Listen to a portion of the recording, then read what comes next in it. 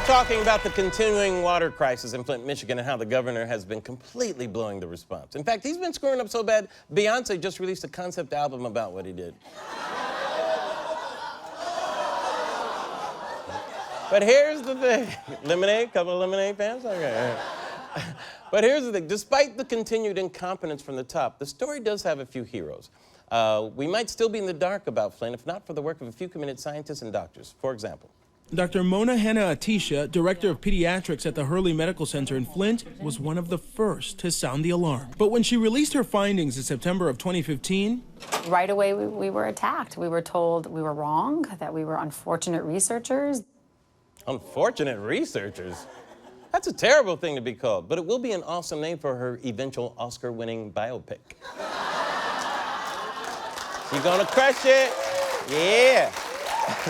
But in covering this story, I have to say I've been so impressed by the work that Dr Mona Hanna-Attisha has done for her community, and I just had to have her on our show. So please welcome Dr Mona Hanna-Attisha, everybody. Hey! I said your name, man. Okay, good. Have a seat there.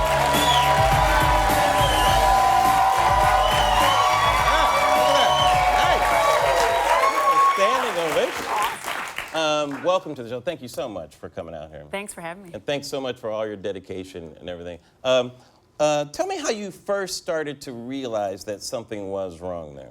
Well, we were hearing reports that there was lead in the water. So an amazing researcher, Mark Edwards from Virginia Tech, drove up to Flint from Blacksburg, Virginia, to research the water, and he was telling us that there was lead in the water. And when pediatricians hear about lead anywhere, we kind of freak out. It's an irreversible neurotoxin. You don't mess with lead, and you don't mess with kids. Right. It's like there's lead on those Band-Aids. What? So we decided to do the research to see if that lead in the water was getting into the bodies of our children. Right. And it was. So we looked back at our records and we noticed that after that water switched, the percentage of kids with elevated lead levels doubled in the city of Flint. And when you first saw those results, what was your first reaction?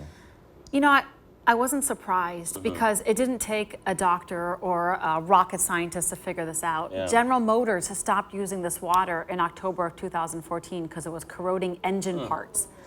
So it's corroding engine parts, but okay for our kids. So all the clues were there. So we weren't surprised, but we were sad because it's 2016. Flint is in the middle of the Great Lakes, like the largest source of fresh water in the world. Thank you. In the world. In the world. And how did you release those findings? Didn't you have like a press conference for it? So you couldn't just send the memo, I guess. No, right? so yeah, medical research is always released in press conferences. Yes, I know. No, you see, we publish articles in journals, but we had a professional, a moral and ethical obligation to share this as soon as possible to alert our families, our pregnant moms, our babies to stop using this water.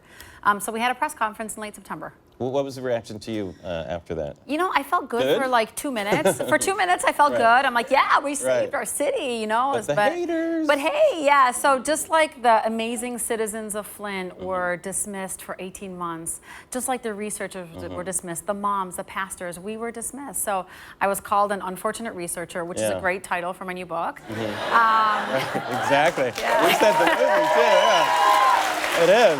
Unfortunate researcher. What did they mean by that? So did they have an explanation? Yeah, the direct quote I think was, you know, she may not be irresponsible, but she's an unfortunate researcher. They said I was causing near hysteria, that I was splicing and dicing numbers, and that the state's numbers were not consistent with my numbers. And when you proved them wrong, did you get a oh, we're sorry, unfortunate researcher? So yeah, I got many apologies, and I don't care about that. So I don't care about what happened. I care about the kids and our community and what's going to happen next. Okay, yeah, I know that's great. Right. What do you think? What do you think should happen to Governor Snyder? So. Or let me put it a different way. Which type of execution? No.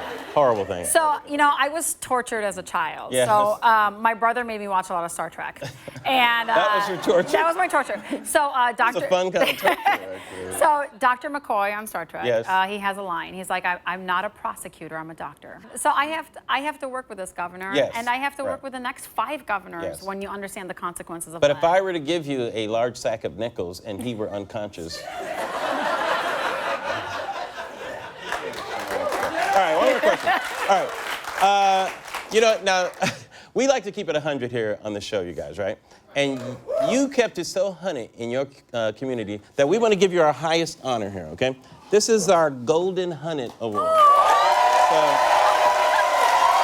So on behalf of the Nightly Show, I want to present you the Golden Hunted Award for your work with the kids in your community. It is truly an inspiration, and thank you for everything that you've done. Thank you so much. And if you're watching at home and you'd like to give to the people of Flint, check out flintkids.org. And if you know anyone in your community who's fighting the good fight, like she is right here, by keeping it 100, just let us know. Tweet at The Nightly Show using the hashtag Golden Hunted.